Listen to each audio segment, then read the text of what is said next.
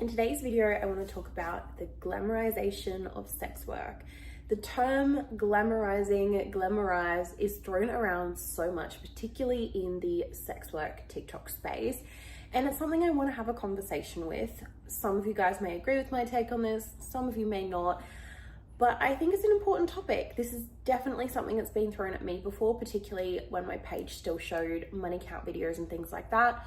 It was left, right, and center, these comments. You're glamorizing, you're doing this, you're doing that, you're encouraging young girls into the industry, so let's just have a conversation about it. It's not just me that was a target of these kind of comments. I've also seen these comments left on Jessica's content.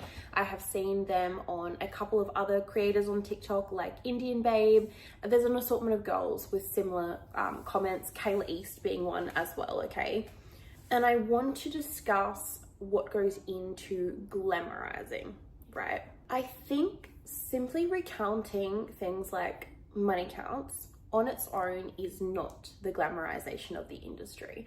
Strippers have been counting money online for a very long time. It's all over TikTok, it's all over YouTube as well. And I think as long as those money counts are truthful and not fake, I think that is ethical, in my opinion, okay? I don't think that it is ethical to produce money count videos that extort the value and make it look like you are making more money than you are, or for example, claiming you're a dancer and only dancing and you are making that much money, but you're not disclosing to your audience that in the back room you are doing extras or whatever the case is. I do think that that is unethical. However, I don't think that is glamorization. Why do I think this is unethical? It's lying to your audience firstly, and not giving the whole picture may be what is encouraging somebody to enter the industry, okay? Is it an influencer's responsibility? I don't really think so. Maybe to an extent. At the end of the day, it's their page and it's their content. And if they want to post something, they can. It is freedom of speech, freedom to post whatever. I think for a lot of girls, it is hard to understand that somebody else may be doing that well within the industry. For example, when Kayla East came on TikTok and started doing these money count videos, there was a lot of people saying that she was faking these money counts. And at first, when people started on that train, I was like, okay, maybe they're right. If this many people are saying it, maybe they're right. But I took a step back for a moment and I thought about it, okay? People were saying that no one would pay $1,500 an hour for her. But my rates with bareback blowjob extra for an out call for an hour is $1,300. I know firsthand people pay that for me, and I am not Kayla East. Fair enough, she doesn't do bareback blowjob, but you get where I'm going. If I can charge the rates I can, why would they not pay more for her? And you may wonder, why is she able to charge more? You've been doing full service longer. You need to understand the power of marketing, okay? And this is a big thing. A lot of us are successful because of the exposure that we get from our social media platforms. For me, TikTok is a massive one. Majority of my bookings come from TikTok. I can only imagine how much reach somebody like Kayla had even when she started that TikTok, because she had previously been promoting her OnlyFans content and doing so much in that space, collabs, working with famous porn stars for 4 years. Okay, I'm sure that's what she says. It's been 4 years that she has been creating an online brand and image before she started that TikTok. So when she started escorting, she already had so many people who recognized her, so many people who knew who she was, and she had previously been on TikTok and previously had viral videos on TikTok years prior. She had a lot of brand awareness. Why am I focusing on this? Because it is an important part of working out whether somebody is telling the truth when it comes to their money count. This is something that's never going to be foolproof, and we're never going to know for 100% whether someone is lying or telling the truth. I guess you can just determine that by the character. Have they lied about things before? Does it always just seem outlandish? Do they ever share that there was a bad day? Do they ever share that there was a week they only saw 2 clients? Maybe take that into consideration.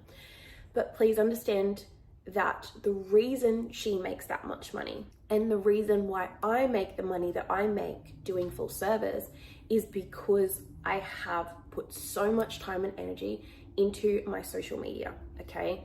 Sure, it can be partly the way that I look. Sure, it can be the niche that I hit. Sure, it can be my chosen marketing.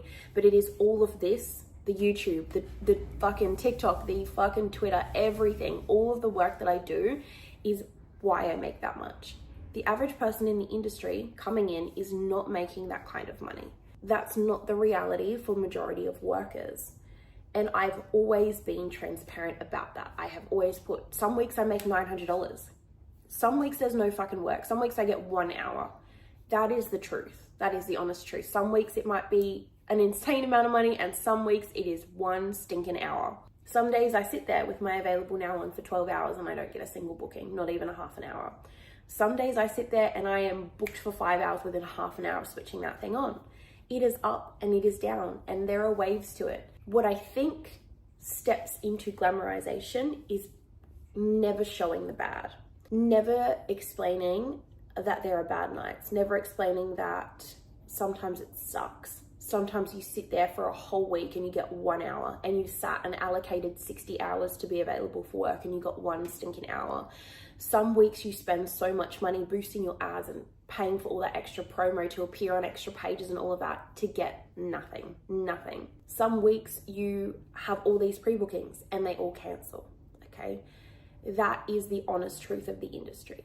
I think glamorization occurs when you show these money counts but never discuss the negative, okay? Never discuss that something has happened, somebody was rude even, and we'll get into that in a second, but never discussing that the money is not always that high. Everyone has bad weeks, even me, even Kayla, etc. Okay, it is not just always up here. Some weeks are here, some weeks are here, some weeks are here. That's just the way of the world. Now, moving on to what I just briefly touched on, okay?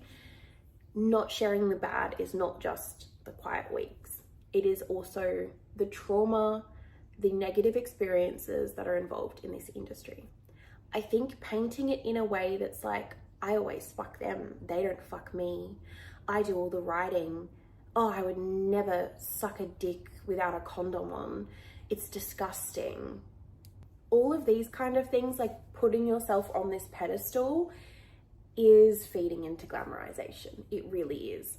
It is like, no, they don't ever get control in the situation. I'm the one fucking them. I'm in control. I'm the one who rides. I don't even let them fuck me. That's not the truth, baby. That's not the truth. And always saying that the clients didn't want to have sex, that's also glamorization. It does happen. It does. It's happened to me. I've got a few clients that have been like that, sure. But it is not every second booking. And you pretending that that's the truth, and every second client you're not even fucking, or every single story time you do is that he nutted in 10 seconds, that is glamorizing, because that is not the truth. That is not the fucking truth, okay? It is not always easy. Sometimes it is easy, sometimes it is not. The reality is we are paid for our time and to do the hanky-panky to have fucking sex. That is it, okay? This is not for princesses. There is a lot of danger that comes into these kind of categories. There is a lot of danger that comes along with working in this industry. There are a lot of risks to your health. That is a real risk as well. And there is a lot of risk to expose yourself to substances, addictions, to get through these kinds of things. And I guess we can elaborate on that a little bit more. I do not know many sex workers. I would say I know a handful of sex workers who have never had a bad experience in this industry. And I still wonder every day how they have never had these things happen to them, because the odds of these things happening are so goddamn high. And I think your position of privilege impacts your likelihood to encounter these things, okay? I had the most horrible things, frequency of horrible things happen to me when I worked in brothels, which is at this end of the price point. Privately, I work at this end of the price point, but I have still had things happen. I have, in all honesty, especially when I started out before my social media, I have taken bookings that I probably should not have, because you could tell that they were dangerous before I took them. Did I take them anyway? Yes, because I needed the money. That is the truth of it. That is the reality for a lot of girls. Most girls are not in a position to pick and choose what they will and won't do because they know they need to eat, they need to pay their rent, okay? They may not always be able to take only bookings from lovely gentlemen like I see now, the guys who are respectful, the guys who are polite, the guys who pre-book, right? For a lot of these girls, they are living on call majority of the day because they have to take the booking when it comes through. So their life is being available. That's not glamorous. That is not time freedom. That is it being out with friends and then being like, sorry, I've got to go. I've got a booking. I need to pay my rent. That is the industry reality to a lot of girls. Not all, but a lot. A lot of the times to make big money, short notice, they are party bookings. There is a lot of drug use involved in seeing escorts. A lot of the guys party. There are providers, especially those who are very established or possibly have other jobs and only do this part-time, who do not take party bookings. You have every right to not take them. I'm not telling you that you have to. But the reality and the non-glamorous side of the industry is that most of us do take these. Most of us are just accustomed to it. I'm not in a position where I have to anymore, but do they bother me? No. Because this is what I have been doing for 3 years and I'm just so used to it. For you, seeing money counts, maybe not doing any further digging, which is your fault, not that creator's, in my opinion, and coming into the industry thinking that you're always going to have these lovely gentlemen who arrive with gifts, who pre-book, who tip, who are completely sober. That is just not the reality for the majority of workers. Due to the societal stigma surrounding sex work and most of society seeing us as outcasts, less than human, easy targets, even in a place like Australia, Brisbane, Australia, where it is completely decriminalised, we still face these stigmas. This makes us an easy target for somebody who enjoys hurting us, enjoys hurting women, enjoys hurting anybody really. It could be male workers, it could be non-binary workers, it can be trans workers, whatever the case is, they get off on hurting us. And this is a common thing. We are the easiest victims. Why do so many serial killers have a history of booking and hurting sex workers before they actually kill civilians? Because generally they start with the sex workers because they know the media and the news and everything like that is not going to give a fuck. The public, when they call for information, they don't care as much when it is a sex worker. And that is the reality. That is the non-glamorous side of this industry. And it's hard to talk about. It's hard to admit to ourselves. But I think most of us realize that that is the truth. If you're coming into the industry thinking that you are going to be seen like somebody like Kayla East, who is loved by so many people despite what she does for work, that is not the reality for most of us, okay? It's really not. We're not seen that way, and it's great. It's so good for our community to have somebody like her, who is being loved by the masses, adored by the masses. It's great for all of us. Whether you want to see it that way or not, it is. She's being seen as human. People worship the ground that she walks on. It is bringing light to all of us. But right now, there's not a lot of sex workers getting that kind of respect from the public, okay? So the reality and the non-glamorous side of it is that we are outcasts. We are outcast by society. We are discriminated against. We are easy targets. We are more likely to be the target of things like serial killers or rapists, that kind of thing. We are easier to get to. We are easy access. And for a lot of workers, they may have trust issues with police and things like that, so they may never report what happens to them. I think it becomes glamorization when you are never mentioning the dark sides, the bad sides to your audience ever. It is just big stacks of money, designer items, gifts, extravagant story times, flying first class. That is where I think glamorization comes in. That is what it is in my mind. That is how I see it. You guys can let me know if you feel the same. I understand that we don't owe the public trauma porn, which is, if that's a new term for you, telling our graphic assaults, graphic rapes, graphic trauma stories, we don't owe that to the public, okay? We don't owe coming on and telling those stories like I do on my pages, my TikTok, my YouTube, all that sort of thing. We don't owe that, and neither do those other creators. They don't owe you that, okay? It's very hard to post that sort of thing and be so vulnerable about an experience when the comments are always, well, you should have done this, you should have done that. No. So much victim blaming, okay? I can understand why they don't want to put themselves out there like that. And I'm not saying that they need to go in detail about their trauma, but I completely disagree with creators in our space making statements like sex work is not dangerous. That is glamorization to me. It is dangerous work.